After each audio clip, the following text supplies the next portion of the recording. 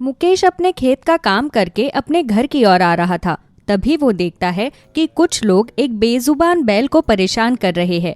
मुकेश वहां जाता है और बोलता है, अरे ये क्या तरीका है किसी बेजुबान जानवर को परेशान करने का? आखिर क्या बिगाड़ा है इसने तुम्हारा? क्यों परेशान कर रहे हो इसे? क्यों भाई, ये बैल तेरा रिश्तेदार है क्या, जो तुझे इसकी इतनी चिंता हो रही है? हमारा जो मन करेगा हम वो करेंगे। तू होता कौन है हमें रोकने वाला? और तुम कौन होते हो इसे परेशान करने वाले? इस दुनिया में सभी को आजाद रहने का अधिकार है। तुमसे किसने कहा इसे परेशान करने के लिए? सच में ये तो बड़ा ही पागल आदमी है। एक बेजुबान बैल के लिए हमसे लड़ाई कर रहा है। पता नहीं कहां कहां से मुंह उठाकर चले आते हैं ऐसे ऐसे लोग। चाहे तुम मुझे पागल बोलो या कुछ और, लेकिन मैं तुम्हें इस तरह से बेजुबान बैल को परेशान करने नहीं दूंगा। चुपचाप यहाँ से चले जाओ, वरना मुझसे बुरा कोई नहीं होगा। वो लोग मुकेश को पागल और न जाने क्या क्या बोलकर वहां से चले जाते हैं। मुकेश देखता है कि बैल की आंखों में आंसू है। ये देखकर मुकेश को बैल पर तरस आ जाता है और वो बैल से कहता है, लगता है कि तुम बहुत उदास हो। कोई बात नहीं, तुम चिंता मत करो। मैं तुम्हें अपने घर लेकर चलता हूँ। जब तक तुम्हें तुम्हारा मालिक नहीं मिल जाता तब तक तुम मेरे साथ रहना, और जिस दिन तुम्हारा मालिक तुम्हें लेने आ जाएगा उसी दिन मैं खुशी खुशी तुम्हें विदा कर दूंगा। अब तो ठीक है ना? मुकेश बहुत दयालु था। वो उस बैल को अपने घर ले जाता है। घर लाने के बाद जैसे ही मुकेश की पत्नी अनीता बैल को देखती है, वो अपने पति से कहती है, अरे ये क्या, ये बैल किसका है और तुम इसे यहाँ क्यों लेकर आए हो? अरे रुको भाग्यवान, एक ही बार में कितने सारे सवाल करोगी? अरे ये बेचारा बेसहारा बैल यहाँ वहाँ भटक रहा था। जिसे देखो वो इसे परेशान करने में लगा हुआ था। तो मैंने सोचा कि जब तक इस बैल को इसका मालिक नहीं मिल जाता तब तक ये हमारे साथ रहेगा, और जिस दिन इसका मालिक आ जाएगा मैं इसे खुद इसके मालिक के पास छोड़ कर आऊंगा। अच्छा चलो कोई बात नहीं, इसी बहाने हमारा भी मन लगा रहेगा। वैसे भी हमारी खुद की कोई संतान तो है नहीं, तो हम जब तक इसी बैल को अपना बेटा मानकर प्यार करेंगे। हाँ बिल्कुल ठीक कह रही हो तुम। चलो अब जल्दी से खाना लगा दो, और हाँ हमारे नए सदस्य के लिए भी खाना लगाना। ये भी पेट भर कर खाना खाएगा आज। थोड़ी देर बाद मुकेश की पत्नी अनीता मुकेश और अपने नए बैल के लिए खाना लगाती है। दोनों पेट भर के खाना खाते हैं। ऐसे ही अगली सुबह मुकेश खेत की ओर जा रहा था। तभी बैल भी उसका पीछा करने लगता है। ये देख मुकेश बहुत खुश होता है। अच्छा तो लगता है तू भी मेरे साथ खेती करना चाहता है। चल ठीक है, इसी बहाने हम दोनों साथ में मिलकर काम करेंगे। मेरा काम भी जल्दी हो जाएगा। मुकेश अपने बैल के साथ मिलकर खेत पर काम करने लगता है। ऐसे ही थोड़ी देर बाद मुकेश थक जाता है और मुकेश जाकर आराम करने लगता है। तो वहीं दूसरी तरफ बैल अकेले ही पूरे खेत में खेती करता है। ये देखकर मुकेश को बड़ा ही अच्छा लग रहा था और वो बहुत खुश होता है।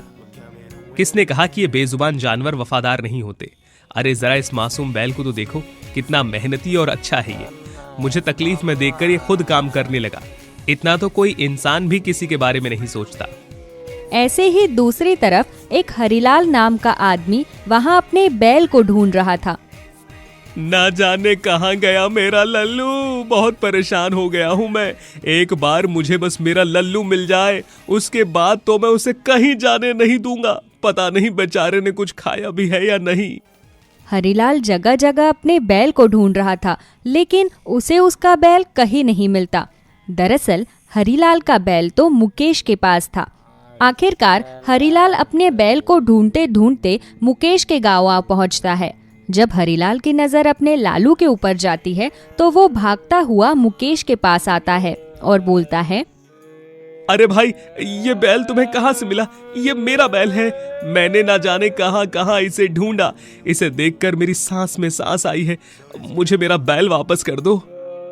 माफ करना भाई साहब, लेकिन मैं आपको जानता नहीं हूँ, और जब तक मैं आपको नहीं जानता तब तक मैं ये बैल आपको नहीं दे सकता। हाँ, एक बात मैं अच्छे से जानता हूँ कि ये बैल मेरा नहीं है, बल्कि ये कल रात मुझे मिला। लेकिन मैं ये कैसे मानूं कि आप ही का बैल है? आपकी बात बिल्कुल सही है, लेकिन मैं साबित कर सकता हूँ कि ये बैल मेरा है। दरअसल मेरे बैल के गले में जो घंटी बंधी है ना, उसमें एक लाल रंग का धागा बंधा हुआ है, और यही पहचान है कि ये मेरा बैल है। चलिए कोई बात नहीं, वैसे भी ये बैल तो आपका ही है, आज नहीं तो कल इसे जाना ही था। आप इसे ले जाइए, लेकिन हाँ, जब भी इस बैल को मेरी याद आए तो आप इसे मेरे पास ले आना, या फिर मुझे जब भी इस बैल से मिलने का मन करेगा तब मैं आपके पास आ जाऊंगा। कोई बात नहीं, जब भी आपका मन करे तब आ जाइएगा। हरिलाल जबरदस्ती लालू को अपने साथ ले जाने लगता है, लेकिन लालू हरिलाल के साथ जाने का नाम ही नहीं ले रहा था। हरिलाल उसे खींचकर मार पीट कर ले जाता है। ऐसे ही रात को मुकेश उदास होकर अपने घर में बैठा हुआ था। तभी उसकी पत्नी बोलती है, क्या हुआ है, इतना परेशान क्यों हो? अरे आज नहीं तो कल उस बैल को यहाँ से जाना ही था। अरे नहीं अनीता, वो सिर्फ एक बैल नहीं था, बल्कि मेरा दोस्त बन चुका था, और आज मुझे उसके बिना बिल्कुल भी अच्छा नहीं लग रहा। न जाने उसने खाना खाया होगा या नहीं। बेचारा मुकेश बार बार अपने बैल को याद कर रहा था, तो वहीं दूसरी तरफ बैल को भी मुकेश की बहुत याद आ रही थी। हरिलाल जबरदस्ती बैल को मार पीट कर चारा दे रहा था। लगता है 4 दिन बाहर रहने से तेरे पर निकल आए हैं। भूल गया क्या तू कि तू इस घर का नौकर है, नौकर, और मैंने तुझे यहाँ काम करने के लिए रखा है। आइंदा दोबारा यहाँ से भागने की कोशिश की ना तो याद रखना, मुझसे बुरा कोई नहीं होगा। ऐसे ही रात को करीबन 2 बजे हरिलाल का बैल खूंटे से खुद को छुड़ाने लगता है, लेकिन तभी अचानक से हरिलाल की आंखें खुल जाती है और वो गुस्से में एक लाठी लेकर आता है और इस लाठी से बैल को बुरी तरह से मारने लगता है। बैल बहुत जोर जोर से चिल्ला रहा था।